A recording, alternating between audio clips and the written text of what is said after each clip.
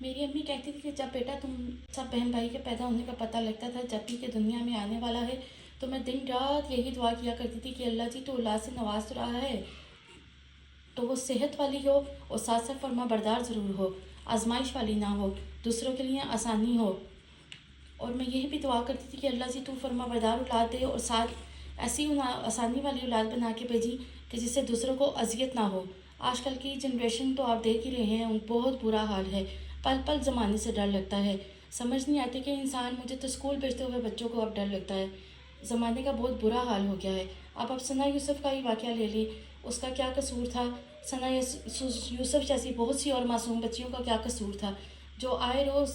ہماری زندگی میں اگر آپ دیکھیں تو آئے روز یہی ٹی وی پہ میڈیا میں معاملات آ رہے ہیں کہ اس بچی کے ساتھ یہ زیادتی ہوگی، 6 ماہ کی بچی کے ساتھ، 1 سال کی بچی کے ساتھ، 17 سال کی بچی کے ساتھ، کسی نہ کسی چیز میں معصوم بچیوں کو نشانہ بنایا جا رہا ہے۔ اب یہ آج کل جو ریسنٹ واقعہ چل رہا ہے وہ ثنا یوسف کا چل رہا ہے کہ اس کا قصور کیا تھا، اس نے بس دوستی سے ریجیکٹ کیا تھا۔ تو آپ انتشار دیکھیں کہ اتنا زیادہ اس لڑکے میں تھا کہ اس نے کھڑے کھڑے اس کو وہیں پہ گولیاں سے ختم کر دیا۔ لیکن آخر کب تک یہ سلسلہ چلتا رہے گا؟ کب تک ہم یہ فیس جو ہے وہ دیکھتے رہیں گے؟ کیوں نہیں کسی کو انصاف دیا جاتا؟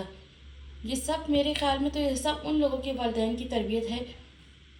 ان سب چیزوں کے پیچھے ان لوگوں کا ہاتھ ہے جو اپنے بچوں کی تربیت نہیں کرتے، اسپیشلی لڑکوں کی تربیت نہیں کرتے۔ ہم لڑکیوں کو تو یہ سکھا دیتے ہیں کہ بیٹا اس وقت باہر نہیں جانا ہے، ایسے کپڑے نہیں پہننا ہے، لڑکوں سے دوستی نہیں کرنا۔ کیا کبھی کسی والدین نے اپنے بیٹوں کو یہ بات سکھائی ہے کہ بیٹا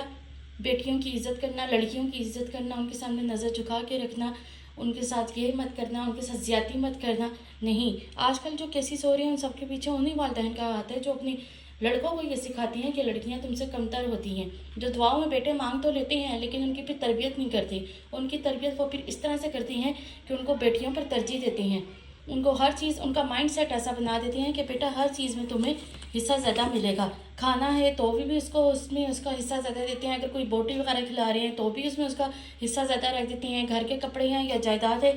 ہر چیز میں اس کا حصہ جو ہے وہ زیادہ رکھا گیا ہے۔ ان کا مائنڈ سیٹ ایسا بنا دیا گیا کہ لڑکوں کا اس میں قصور نہیں ہے، اس میں بیک اینڈ پہ ماں باپ کی تربیت کا قصور ہے،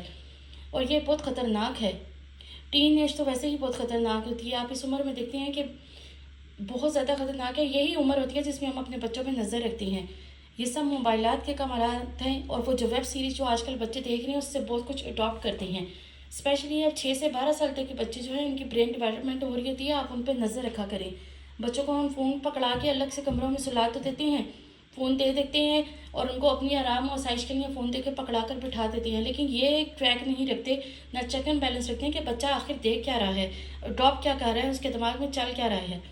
پھر جو ہے جب وقت گزر جاتا ہے تو پھر ہمارے پاس پچھتاوے کے علاوہ اور کچھ نہیں رہتا، پھر ہم ہاتھ ملتے رہ جاتے ہیں۔ میری سب گزارش ہے کہ سب جو ہے جو واقعات آج کل چاہ رہے ہیں اس کے لیے اپنے لیے اس کے لیے آپ لوگ سب درخواست کریں، انصاف مانگیں، عبرتناک سزا دی جائے، جس نے اس بچی ثنا کا قتل کیا ہے اس کو عبرتناک سزا ملے گی،